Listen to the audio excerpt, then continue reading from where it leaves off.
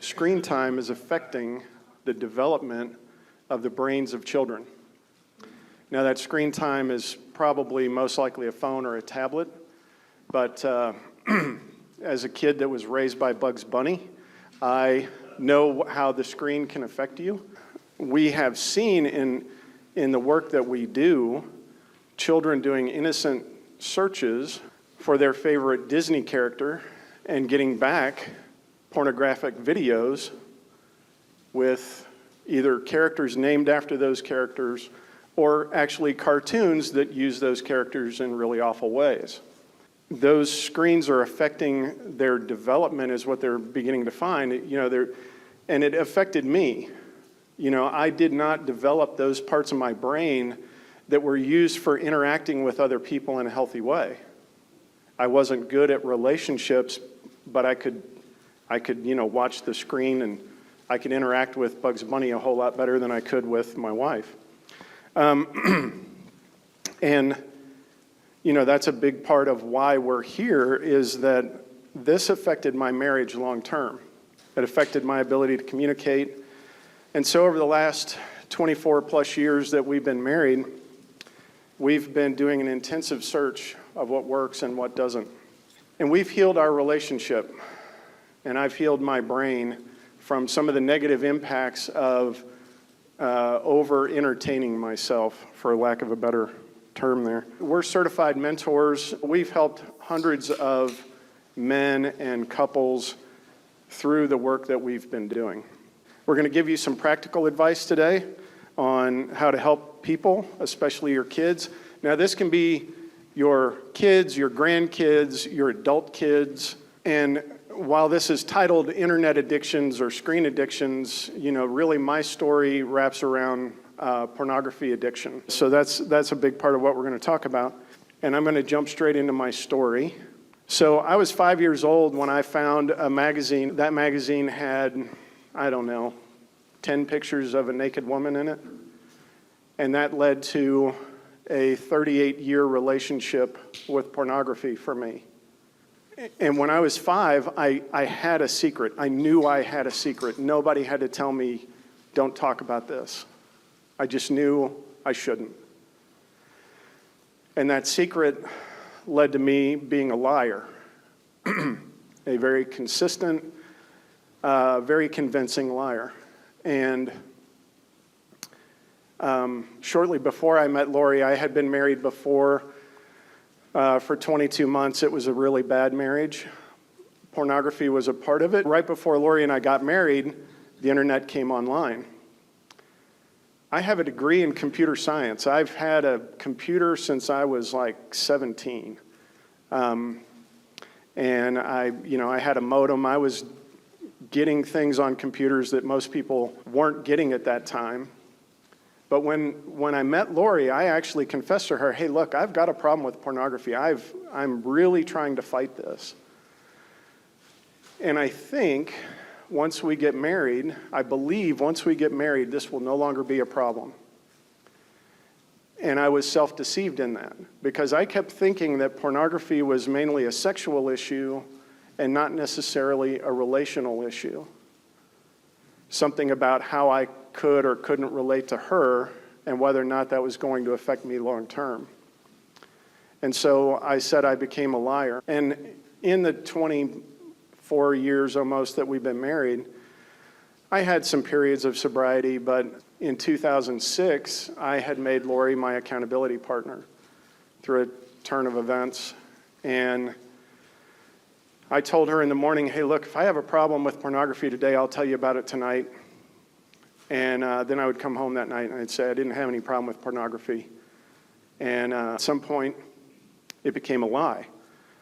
And I proceeded to lie to her for the next 4 years, almost every single night.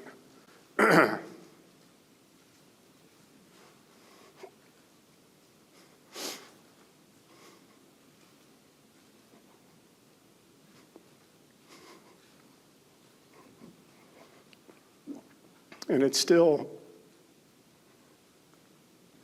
bothers me a lot. Anyway, I lied more than 1,000 times to her.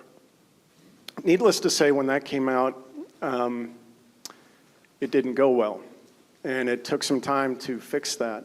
And between 2010 and 2013-ish, we did a lot of the work to get things rebuilt. And then really by 2015, we had worked through all the last little bits. And I managed to rebuild my marriage. I managed to get her to trust me again after doing all of that. I now have a marriage that I wouldn't have thought possible. You know, we have a marriage where sometimes we don't look at each other because we know we're about to burst out laughing over some inside joke between the two of us.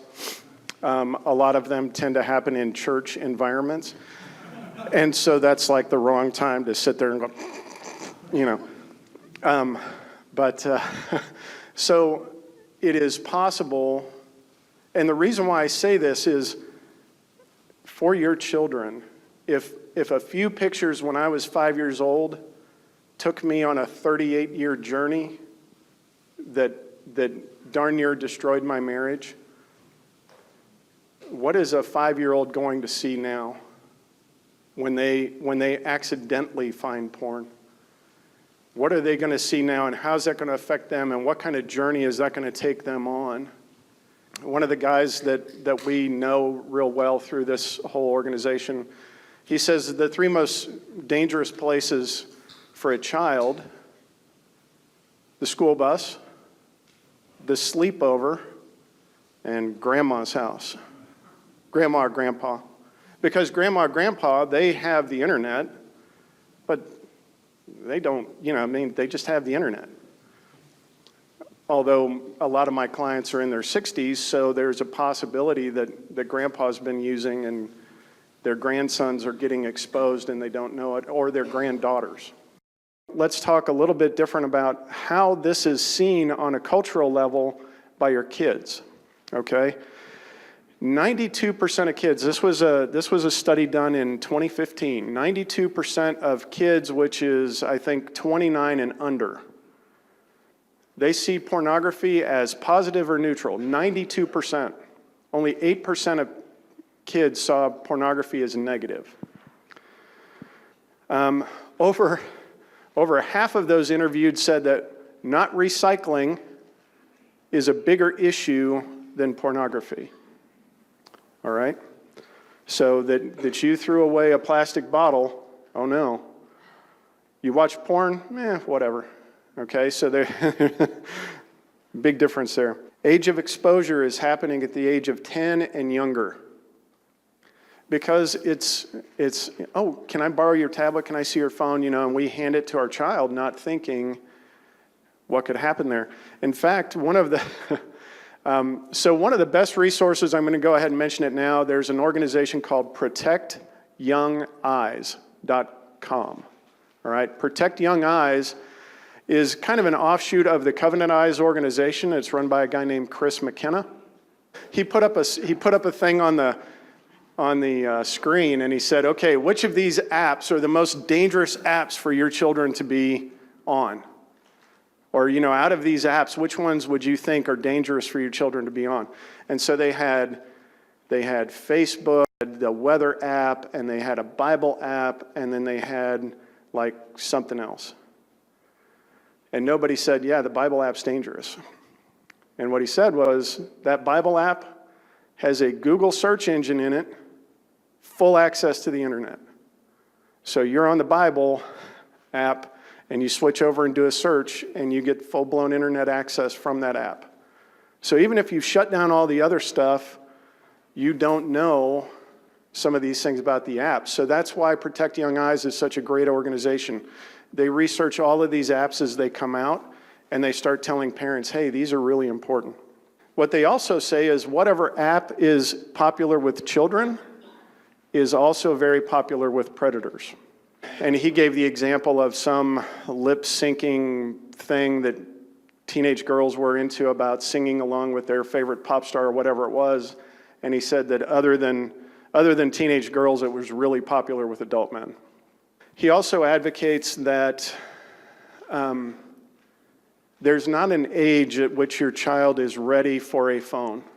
or ready for Facebook or ready for any of those things.